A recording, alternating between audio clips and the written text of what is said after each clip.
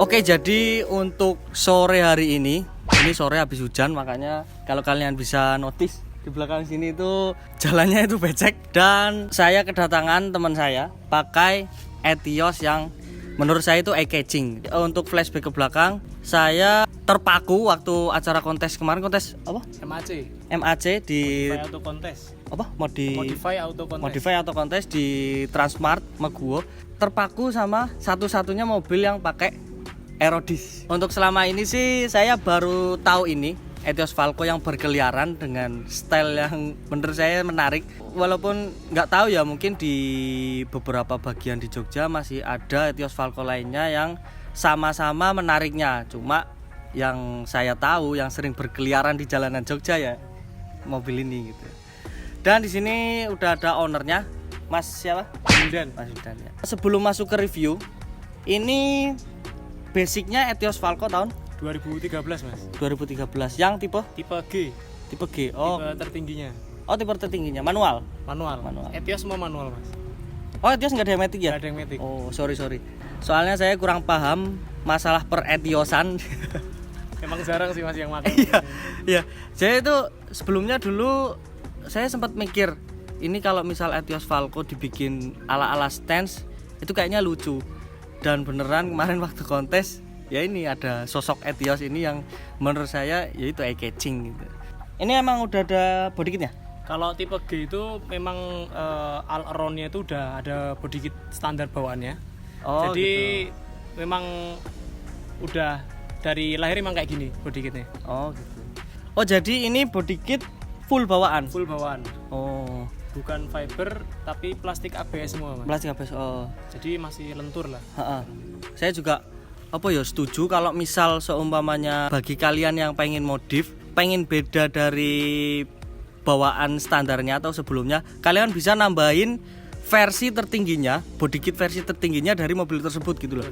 Jadi enggak, kalau kan biasanya ada itu body kit yang fiber, bahannya fiber custom yang ya? Custom itu dipasang kayaknya kurang pas gitu, kurang proper.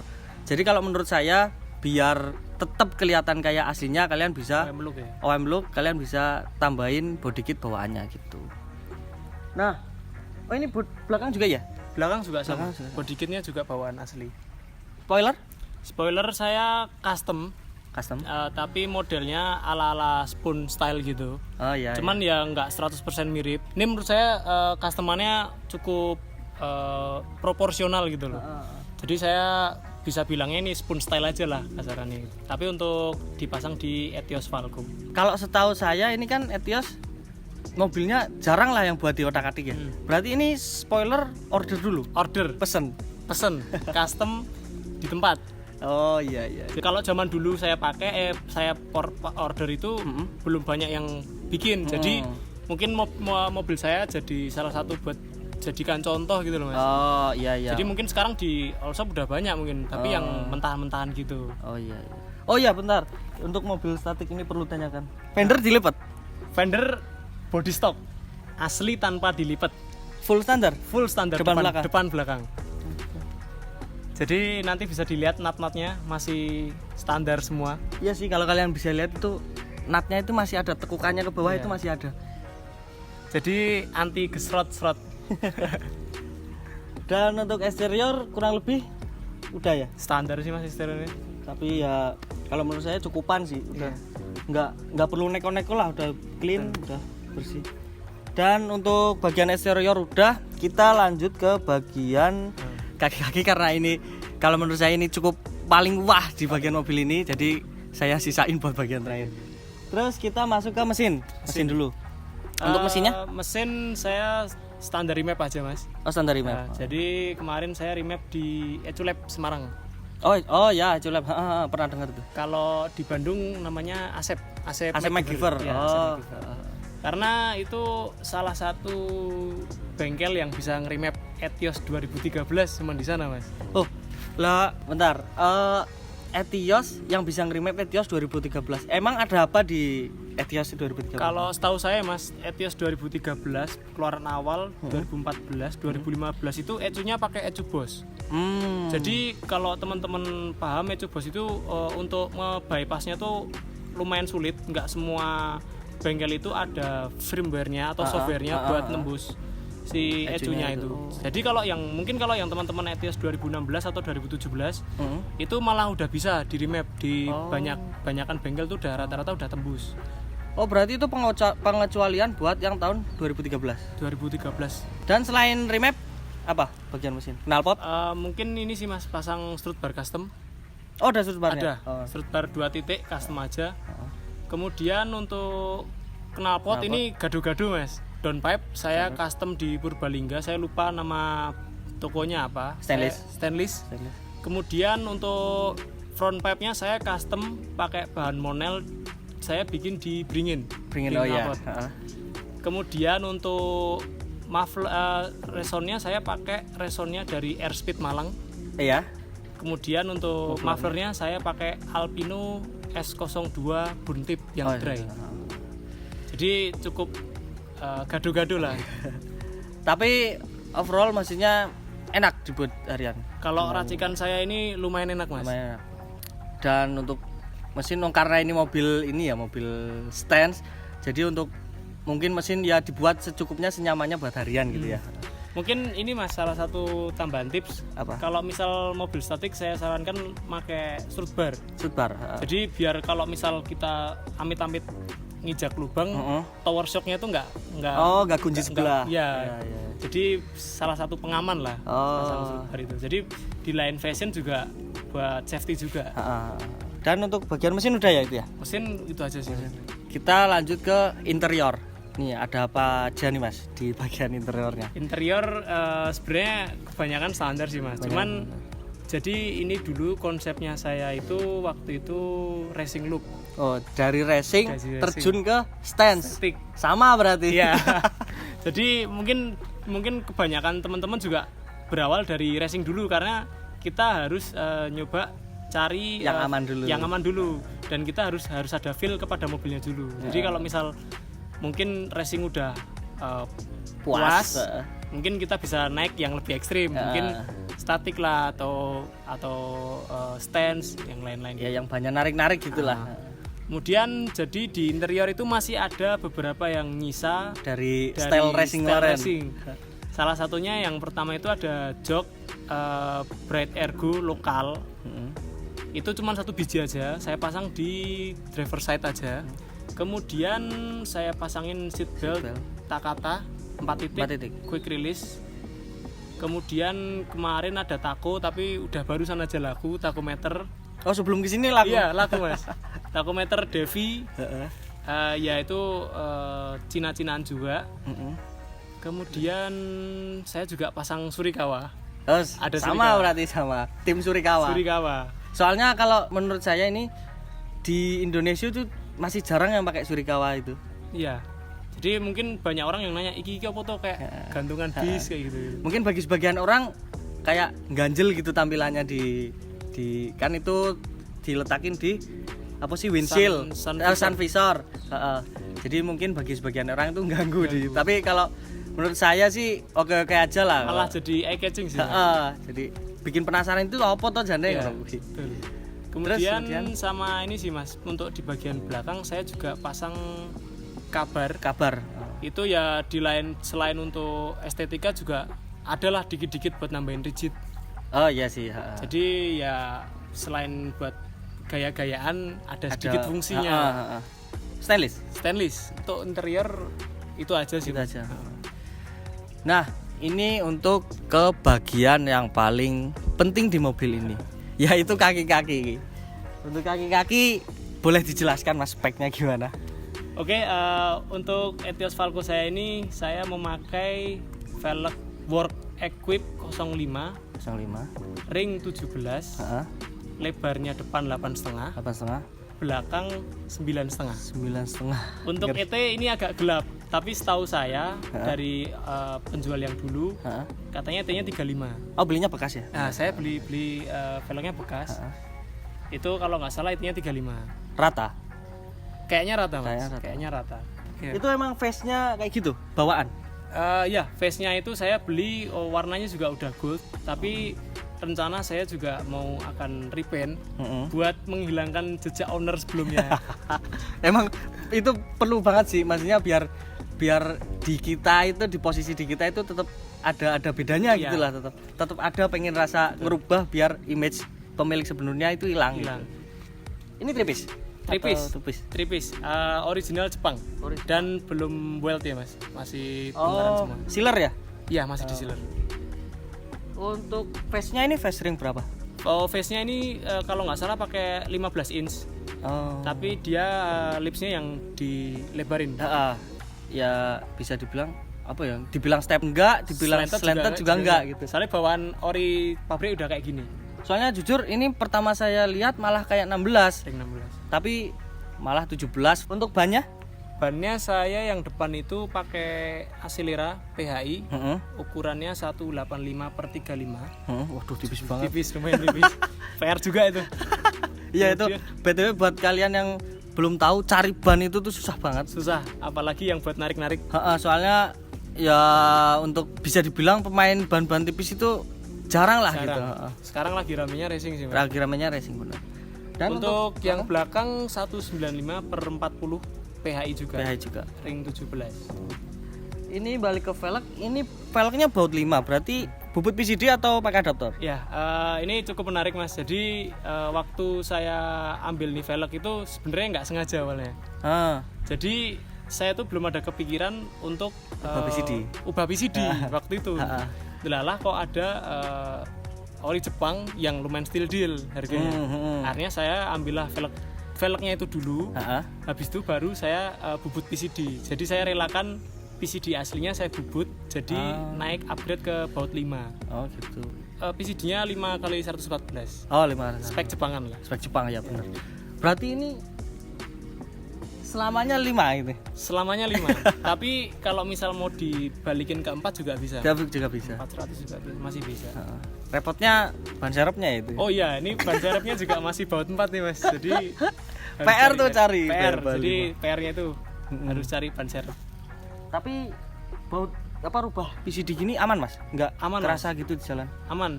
Jadi mungkin ini salah satu tips juga. Kalau misal mau rubah PCD, teman-teman juga harus nyari bengkel yang berkompeten. Jadi yang sebelumnya pernah bikin rubah PCD.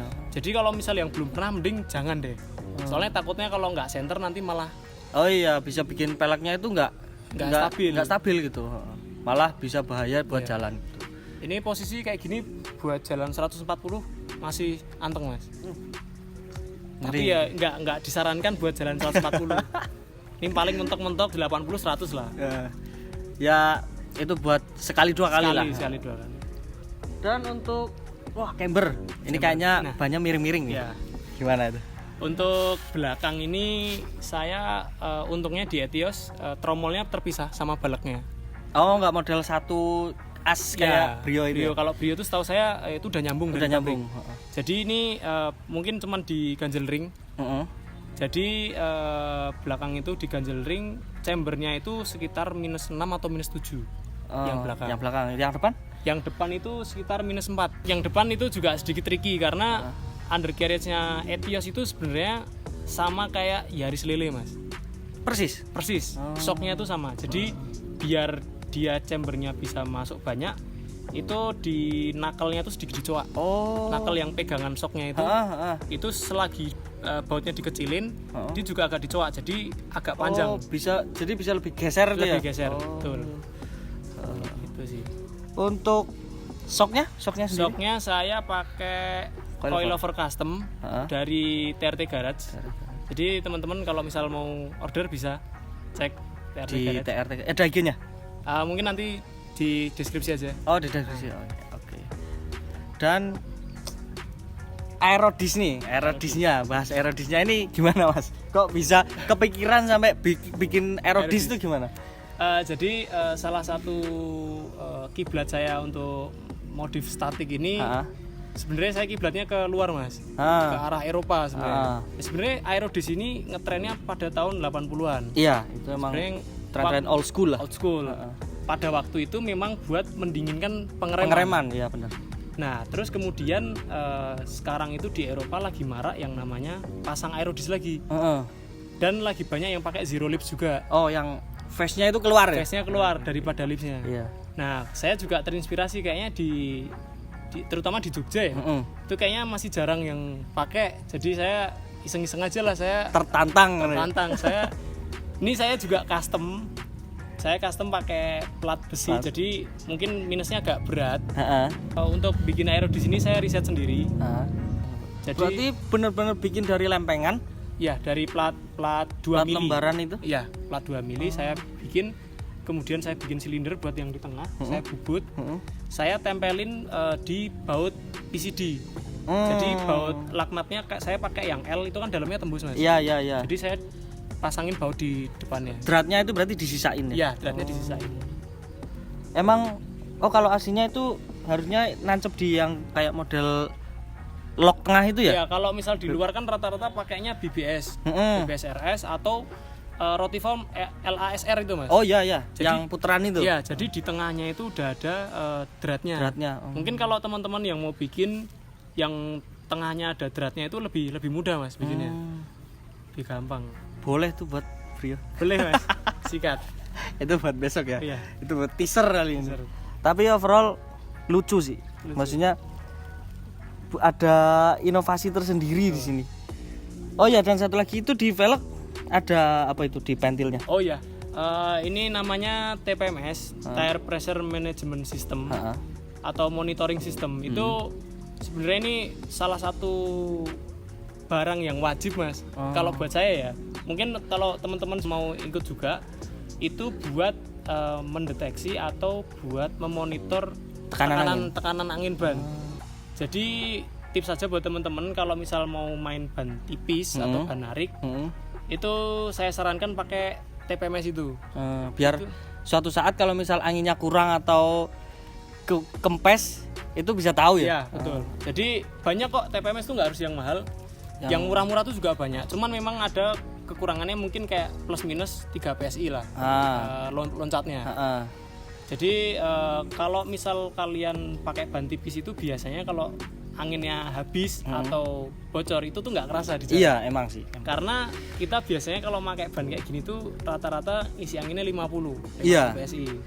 Jadi kayak nggak pakai ban gitu rasanya. Rasanya iya. Jadi bagi kalian yang belum pernah ngerasain ban tipis, ban kempes sama enggak itu bedanya itu dikit gitu lah. Dikit banget itu. Jadi bener penting tuh buat dipasang di Brio. Soalnya di Brio ini belum saya pasang TPMS ya? TPMS. Oke. Jadi udah semua? Kayaknya itu sih. Itu aja sih, Mas. Udah sini.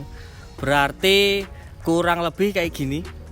Review Etios Falco yang menurut saya eye-catching, seleranya itu boleh lah, asik gitu. Nggak asal tempel sana sini. Kalau mungkin dilihat sekilas simpel ya. Iya, nggak terlalu wah bedanya, tapi dilihat bisa asik gitu, menarik perhatian mata gitu. Ini sih oke sih. Oke, mungkin segini dulu video kali ini dari saya. Mungkin kedepannya buat nongkrong bareng paling ya. Boleh. Mungkin sih, Mas, ngeramein perstatikan di Jogja. Ya betul, itu juga salah satu wishlist. Mungkin bagi kalian yang apa ya, stylenya statik bisa lah. Kalau slow ngopi-ngopi nanti bisa nongkrong bareng gitu. Mas Wildan ini juga punya channel YouTube. Oke, kalau kalian mau nonton, ini channelnya tentang perjalanan ini. Iya, modifikasi Etios ya. Jadi bagi kalian yang pengen tahu progresnya hari ke hari, kalian bisa tonton di channelnya apa, Mas? Will's Garage. WILLZ Garage. Oh ya, pokoknya nanti channelnya di bawah sini atau kalian bisa klik langsung di deskripsi. Oke, mungkin segini dulu video kali ini dari saya. Semoga kalian terhibur atau semoga kalian bisa dapat referensi dari modifikasi Etios Falco si Mas Wildan ini. Oke, kalau kalian suka video ini jangan lupa tekan jempol ke atas. Kalau ada yang perlu tanyakan silahkan komen di bawah. Dan kalau kalian cocok dengan konten-konten yang saya buat, kalian bisa subscribe channel. Oke, sampai ketemu di video berikutnya. Keep nge-suprus and see ya.